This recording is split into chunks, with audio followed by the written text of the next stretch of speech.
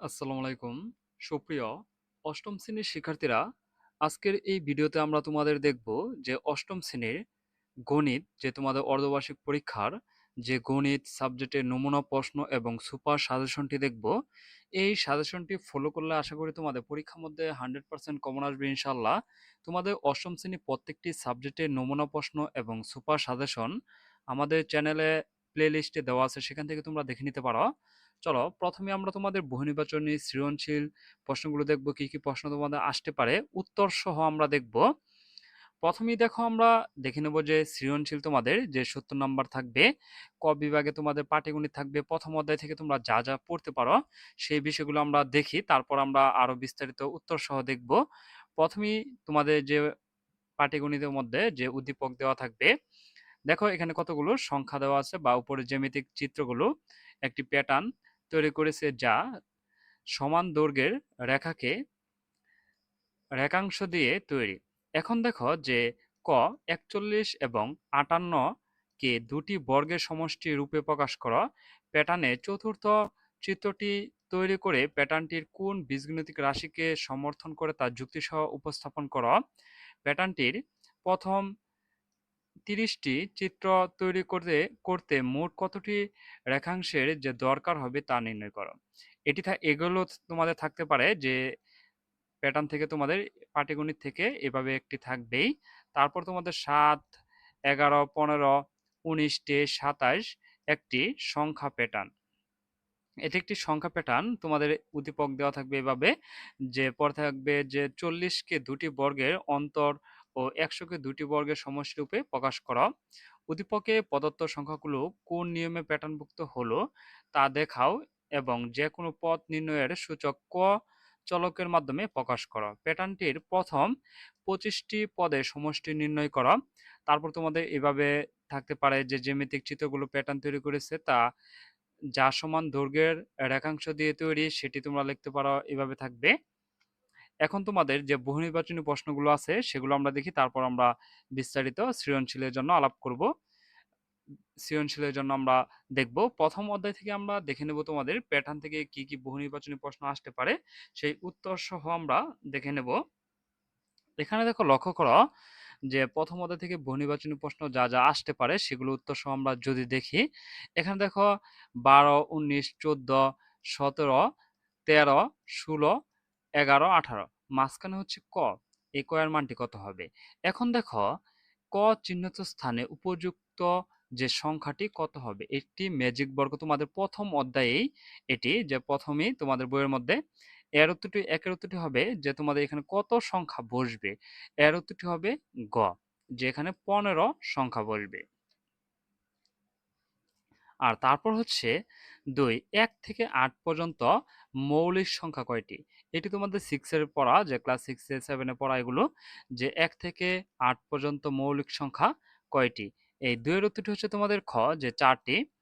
আর তারপর হচ্ছে 1 থেকে 50 পর্যন্ত মৌলিক সংখ্যা কয়টি? 1 থেকে 50 পর্যন্ত 15টি মৌলিক সংখ্যা। তারপর হচ্ছে 30 থেকে 50 এর মধ্যে এর মৌলিক সংখ্যা কয়টি? 30 থেকে 50 এর মধ্যে এর মৌলিক সংখ্যা হচ্ছে যে 5টি।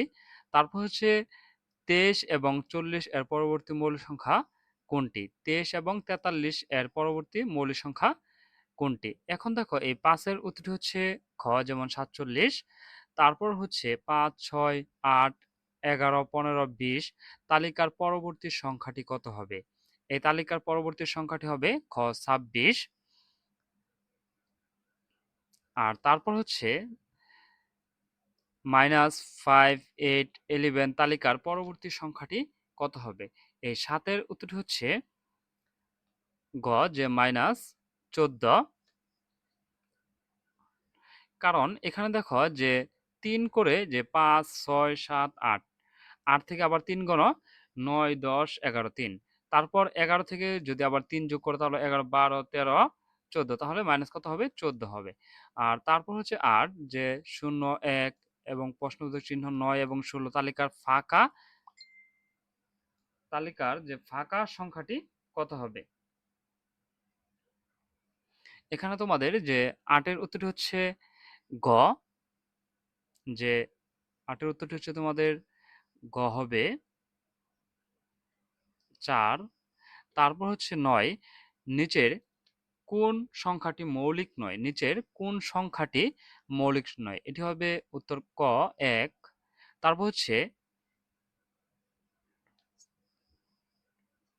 ইরাটোস্থিনিস ছাঁকনির সাহায্যে কোন সংখ্যা সহজে নির্ণয় করা যায়? এই 10-এর উত্তরটি হচ্ছে ক মৌলিক। ক্ষুদ্রতম মৌলিক সংখ্যা কোনটি? এই 11 উত্তরটি হচ্ছে খ 2। তারপর যে 1 থেকে 30-এর মধ্যে স্বাভাবিক সংখ্যাগুলোর মধ্যে মৌলিক সংখ্যা কয়টি? এই 12-র উত্তরটি হচ্ছে খ 10টি। নিচে কোনটি ফিবোনাকি সংখ্যার প্যাটার্ন? এই 13-র উত্তরটি হচ্ছে ক। তারপর হচ্ছে 14, যে 5, 8, 13, 21 প্রদত্ত প্যাটার্নটি কি ধরনের প্যাটার্ন? এই 14-র উত্তরটি হচ্ছে গ ফিবোনাকি। নিচের কোন তালিকাটি বিজোড় সংখ্যা প্যাটার্ন নির্দেশ করে? এই 15-র উত্তরটি হচ্ছে ঘ 1, 3, 5, 7, 9, 11। ফিবোনাকি সংখ্যা প্যাটার্নের সপ্তম সংখ্যাটি কত? যে 16-র উত্তরটি হবে এখানে আমাদের খ 8। 17, প্রথম 10টি বেজোড় সংখ্যার যোগফল কত? এই 17-র উত্তরটি হচ্ছে যেমন গ যে 100। স্বাভাবিক ক্রমিক সংখ্যার যোগফল নির্ণয়ের কৌশল কোনটি? এখানে 18-র উত্তর হচ্ছে ক, যে প্রথম পদ শেষ পদ এবং গুণ হবে পদ সংখ্যা আর ভাগ দিব আমরা 2 দিয়ে। এখন আমরা দেখে নিই তোমাদের সংক্ষিপ্ত প্রশ্ন যা যা থাকতে পারে। তোমাদের সংক্ষিপ্ত প্রশ্নগুলো যা যা থাকতে পারে, যেমন 130-কে 2 ভাবে 2টি বর্গের সমষ্টি রূপে প্রকাশ করো। আর সমাধানটি হচ্ছে যেমন 130-কে যদি আমরা 2 ভাবে 2টি বর্গের সমষ্টি রূপে প্রকাশ করি, 130-কে আমরা ভাঙতে পারি 81 এবং 49। এখন দেখো যে আমরা যে 9 9 81, 7 7 আমরা 49 এভাবে লিখতে পারি। আর তারপর হচ্ছে যেমন 14 17 20 প্যাটার্নটি পরবর্তী দুটি পদ নির্ণয় করা। এখানে সমাধানটি দেওয়া আছে, তোমরা এগুলো দেখে নিতে পারো। এই অঙ্কটি অনেক সহজ, এটি দেখে নিতে পারো। আর তারপর দেখে নিতে পারো তোমাদের যে 5 7 9 11 সংখ্যাগুলো প্যাটার্নের বীজগণিতীয় রাশি নির্ণয় করো। এটি হচ্ছে আমাদের উত্তর। আর তারপর হচ্ছে 3 ক প্লাস 2 বীজগণিতীয় রাশি সংখ্যা প্যাটার্নের 55তম পদ নির্ণয় করো। এটি হচ্ছে আমাদের 55তম পদ। এখানে উত্তর সহ এগুলো দেওয়া আছে। তারপর তোমরা সৃজনশীলের জন্য যা যা পড়তে পারো, দেখো যে তোমাদের প্রশ্নগুলো আছে, যেমন এরকম উদ্দীপক দেওয়া থাকতে পারে যে 7 13 19 25 একটি প্যাটার্ন। এখন দেখো 325-কে দুটি ভিন্ন উপায়ে দুটি বর্গের সমষ্টি রূপে প্রকাশ করো। প্যাটার্নটিকে একটি বীজগণিত রাশির মাধ্যমে প্রকাশ করে 52তম পদ নির্ণয় করো। প্যাটার্নটির প্রথম 130টি পদের সমষ্টি নির্ণয় করো। এখান দেখো কয়ের উত্তরটি দেওয়া আছে এখানে, আর ক্ষয়ের উত্তরটি এখানে দেওয়া আছে, আবার গয়ের উত্তরটিও এখানে দেওয়া আছে, তোমরা এগুলো দেখে নিতে পারো। এখন আমরা দেখে নেব তোমাদের যে দ্বিতীয় অধ্যায় থেকে যে বহু নির্বাচনী প্রশ্ন আছে সেগুলো আমরা দেখব। যে তোমাদের দ্বিতীয় অধ্যায় থেকে যা যা তোমরা পড়তে পারো সে বিষয়গুলো আমরা দেখি। নিচের যে তথ্যের আলোকে 1 এবং 2 নং প্রশ্নের উত্তর দাও। দেখো, প্রতি হালি ডিমের ক্রয় মূল্য 28 টাকা ও বিক্রয় মূল্য 32 টাকা। এখন প্রতি হালি ডিমের লাভ কত টাকা? এই একের উত্তরটি হবে গ যে 4 টাকা। তারপর প্রতি হালি ডিমের শতকরা লাভ কত টাকা? যদি 4 টাকা লাভ হয় তাহলে আমাদের শতকরা লাভ হবে 14.28%। এখন দেখো নিচের তথ্যকে 3 নং এবং 4 নং প্রশ্নে উত্তর দিবি, এটি পড়ে আর কি। তারপর রহিম প্রতিটি কলা 3 টাকা দরে 61টি কলা এবং 3.25 টাকা দরে 64টি কলা ক্রয় করে পরে 5% লাভে সকল কলা বিক্রি করেন। এখন দেখো 3 ক্রয় মূল্য কত টাকা? এই 3-এর উত্তরটি হচ্ছে আমাদের গ যে 1600 টাকা। প্রতিটি কলার বিক্রয় মূল্য কত? এই 4-এর উত্তরটি হবে আমাদের খ যে 3.36। তারপর কোনটি সম্পর্কটি যে সঠিক? এই 5-এর উত্তরটি হবে আমাদের গ জমাকৃত টাকার উপর নির্দিষ্ট সময় পরে যে টাকা পাওয়া যায় তাকে কি বলে? এই 6-এর উত্তরটি হচ্ছে আমাদের খ যে মুনাফা বলে। সরল মুনাফার সূত্র কোনটি? যে সরল মুনাফা আমরা সবাই জানি, এটি উত্তর হচ্ছে এটি গ, আমরা দেখেছিলাম এখানে উত্তরটি। আর তারপর হচ্ছে 8-এর জন্য যা যা মুনাফা, আসল মুনাফা, মূলধন পি এবং মুনাফা হলে নিচের কোনটি সঠিক? এখন দেখো যে আমাদের 8-এর উত্তরটি হবে গ যে এটি আমাদের সঠিক হবে। প্রতি বছর প্রারম্ভিক মূলধনের যে মুনাফা হিসাব করা হয় তাকে কি বলে? এই ৯ এর উত্তরটি হবে আমাদের গ, যে সরল মুনাফা। এখন আমরা তোমাদের দ্বিতীয় অধ্যায় থেকে সংক্ষিপ্ত প্রশ্নগুলো আমরা দেখে নেই যে বার্ষিক শতকরা কত মুনাফায় কোনো আসল যে ৮ বছরের মুনাফা আসলে দ্বিগুণ হবে? এই উত্তরটি এখানে দেওয়া আছে, তোমরা ভিডিওটি পজ করে এটি লিখে নিতে পারো। বার্ষিক মুনাফা ৮% থেকে বেড়ে ১০% হওয়ায় তিশা মারমার আয় ৪ বছরে ১২৮ টাকা বেড়ে গেল, তার মূলধন কত ছিল? সমাধানটিও এখানে দেওয়া আছে, তোমরা সূত্রটি ভালো করে লিখবে। সূত্রটি লিখলে আশা করি তোমাদের অঙ্কটি সমাধান হয়ে যাবে। আর তারপর তোমরা সৃজনশীল যা যা পড়তে পারো এই দ্বিতীয় অধ্যায় থেকে, একজন ব্যবসায়ী দোকান ভাড়া, পরিবহন এবং আনুষঙ্গিক খরচ ক্রয় মূল্য যোগ করে যে প্রকৃত খরচ, এটি ক, খ এবং এখানে দেখো তোমরা এখানে এই তিনটি প্রশ্ন এটি তোমরা দেখে নিতে পারো, এখানে উত্তর দেওয়া আছে। ভিডিওটি পজ করে এটি উত্তরটিও দেখে নিতে পারো। তারপর আমরা তৃতীয় অধ্যায় থেকে দেখি যে তোমাদের তৃতীয় অধ্যায় থেকে তোমরা যা যা পড়তে পারো। যে কোনো গণনায় যে গণনায় বা পরিমাপে কি প্রয়োজন হয়, কোনটি মাধ্যমে সকল ক্ষেত্রে গণনায় বা পরিমাপে সম্পূর্ণ, যেমন কোন ধরনের ভগ্নাংশের দ্বারা ম্যাট্রিক্স পদ্ধতিতে পরিমাপ সহজে প্রকাশ করা হয়, আন্তর্জাতিক রীতি ও তথা ম্যাট্রিক্স পদ্ধতি প্রথম কত শতাব্দীতে প্রবর্তন করা হয়।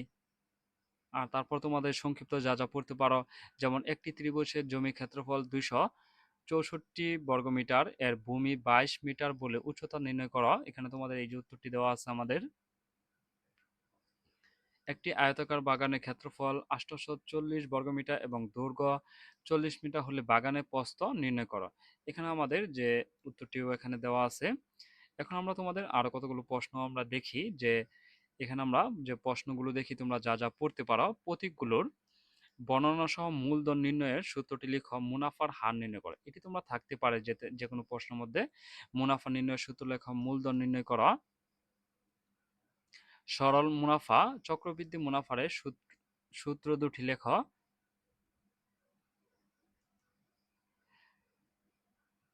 গড়ের পরিসীমা যে নির্ণয় করা, একটি পাথরের প্রয়োজন হবে, গড়টিতে কত কিলোগ্রাম বায়ু আছে, পুকুরের গভীরতা ইঞ্চিতে প্রকাশ করা, পুকুরের পাড়ের ক্ষেত্রফল নির্ণয় করা, পুকুরটি পানি শূন্য করতে কত সময় প্রয়োজন হবে, গড়টির ক্ষেত্রফল নির্ণয় করা, গড়টির দৈর্ঘ্য ও প্রস্থ নির্ণয় করা, গড়টির উচ্চতা ৩ মিটার এবং দেয়ালগুলো ২০ সেন্টিমিটার পুরো হলে যে ৪ দেয়ালের আয়তন নির্ণয় করো।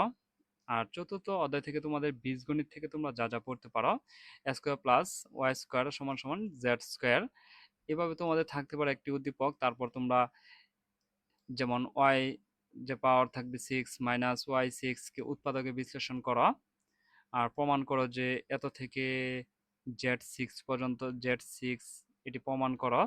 যদি এক্স ওয়াই এবং প্লাস 5 এবং এক্স মাইনাস ওয়াই সমান সমান 3 হয়, যে জেড স্কোয়ারের মান নির্ণয় করো।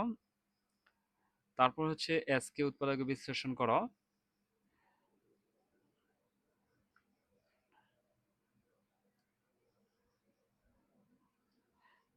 ধন্যবাদ শিক্ষার্থীরা, আমরা তোমাদের অষ্টম শ্রেণীর গণিত সাবজেক্টের নমুনা প্রশ্ন এবং সুপার সাজেশন আমরা দেখে নিয়েছি। এই সাজেশনটি ফলো করলে আশা করি তোমাদের পরীক্ষার মধ্যে 100% কমন আসতে পারে ইনশাআল্লাহ। তোমাদের অষ্টম শ্রেণীর প্রত্যেকটি সাবজেক্টের নমুনা প্রশ্ন এবং সুপার সাজেশন আমাদের চ্যানেলে প্লেলিস্টে দেওয়া আছে, সেখান থেকে তোমরা দেখে নিতে পারো। আর পরবর্তী ভিডিও সবার আগে পেতে চ্যানেলটি সাবস্ক্রাইব করে পাশেই থাকবে। আর যারা সাবস্ক্রাইব করেছো তাদেরকে অসংখ্য ধন্যবাদ।